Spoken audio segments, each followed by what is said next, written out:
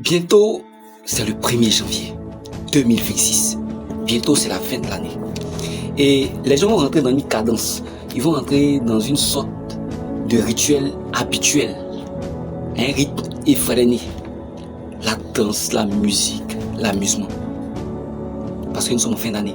Et les gens le font pourquoi? Parce qu'ils ont vécu toute une année et ils veulent être reconnaissants. Ils veulent être reconnaissants. Donc ça jubile de partout. Ouais, j'ai vécu une année entière. Je dis merci à Dieu. Et on rentre dans un engrenage d'amusement, et puis d'épuisement des ressources. Et puis c'est comme ça chaque année. Toi qui m'écoutes là, moi je vais te dire quelque chose. Sois un peu plus rationnel. Sois un peu plus rationnel. Quand les gens sont en train de fêter là, toi assieds-toi et fais ton bilan.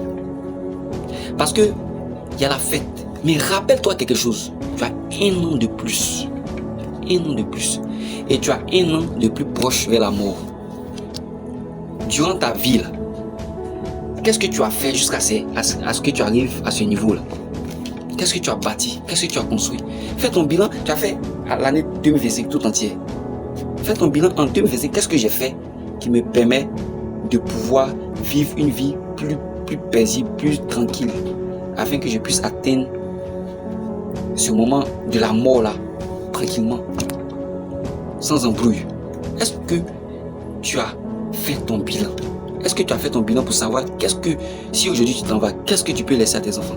Est-ce que tu as fait ton bilan pour savoir qu'est-ce que tu as pu bâtir et qui vont servir à ta progéniture? Et même au monde entier, qu'est-ce que tu as fait comme bilan? Il faut commencer à faire le bilan. Est-ce qu'il est positif? Est-ce qu'il est négatif? Est-ce qu'on doit le redresser? C'est de ça qu'il s'agit. Les fêtes, oubla, tout ça, ça ne sert à rien. On est ensemble. Laisse-moi un cœur si tu as kiffé. On est ensemble.